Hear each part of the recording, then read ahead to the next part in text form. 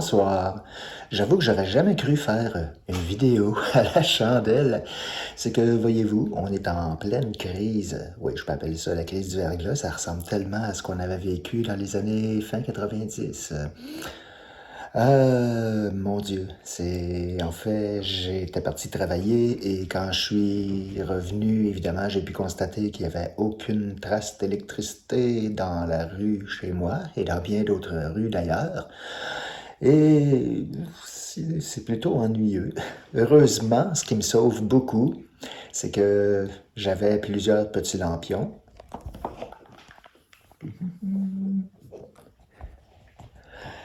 J'ai aussi une batterie de recharge pour mon téléphone de forte capacité, ce qui m'a permis, même après 24 heures, d'avoir encore le téléphone pour me désennuyer un petit peu.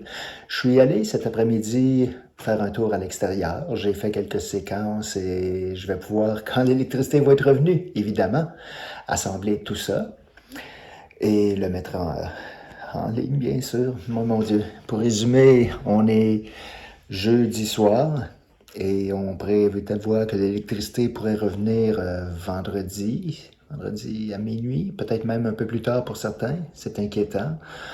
Heureusement, dans mon congélateur, c'est très plein, ce qui fait que pour le moment, j'ai pas de perte à déclarer. Dans le frigo, par contre, ça commence à être inquiétant un petit peu. Le haut de la partie congélateur est encore bien, mais disons que j'ai bu du lait et je pourrais plus en boire très longtemps, je crois, sans certains risques. Bon, ceci étant dit, c'est pas la fin du monde, mais on se rend compte que on est quand même assez fragile. Vous allez pouvoir le constater avec mes images, le nombre d'arbres incroyables dans la rue.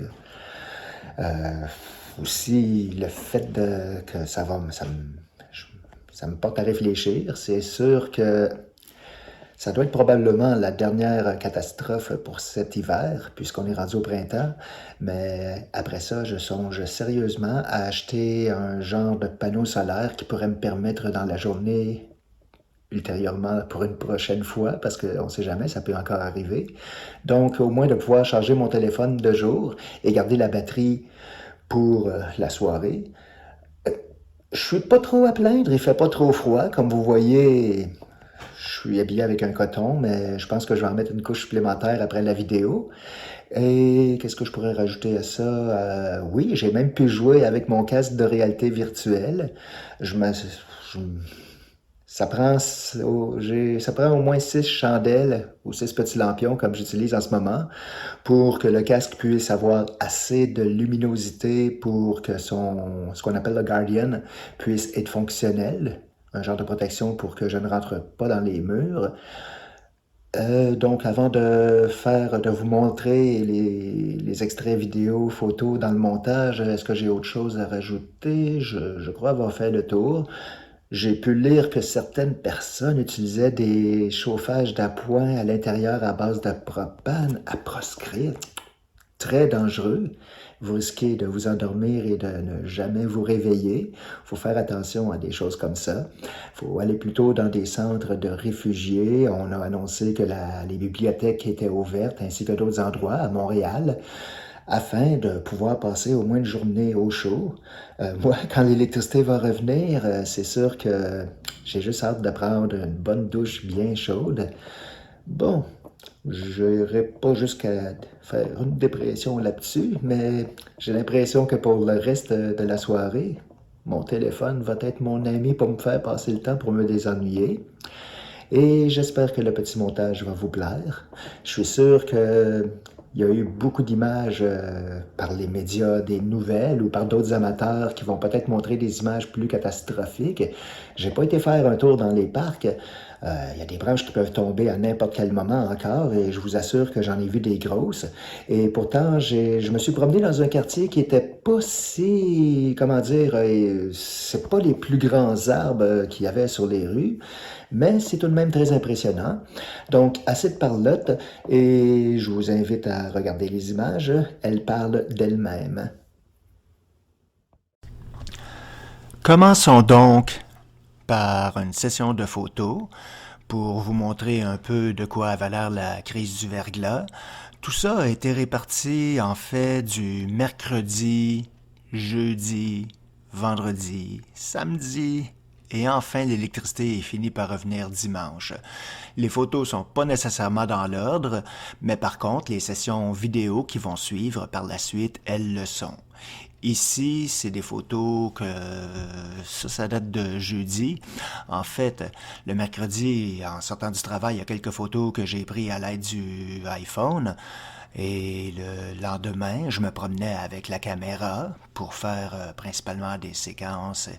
Et entre-temps, ma caméra qui était en réparation m'est revenue parce que oui, j'ai deux caméras.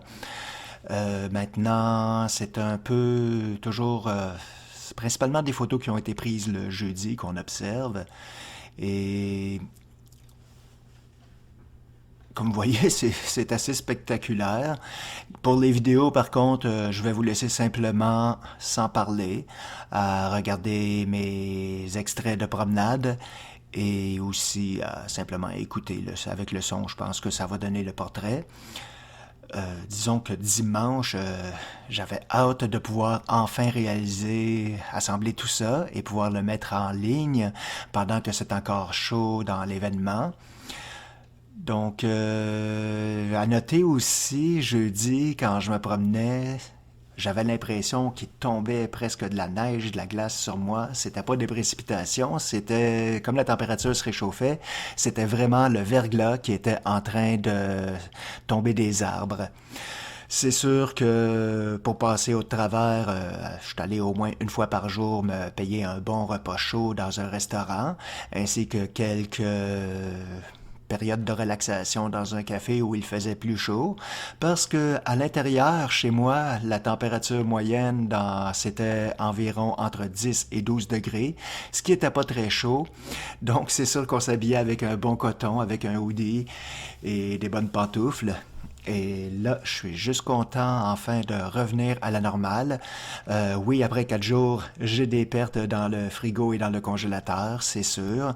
Mais bon, Montréal est en train de revenir à la vie en ce dimanche de Pâques.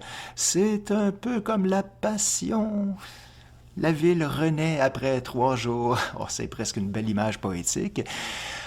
Ça, vous voyez, par contre, ça, c'est des images qui datent ici, les dernières images, c'est des images qui datent de mercredi, la journée même du verglas.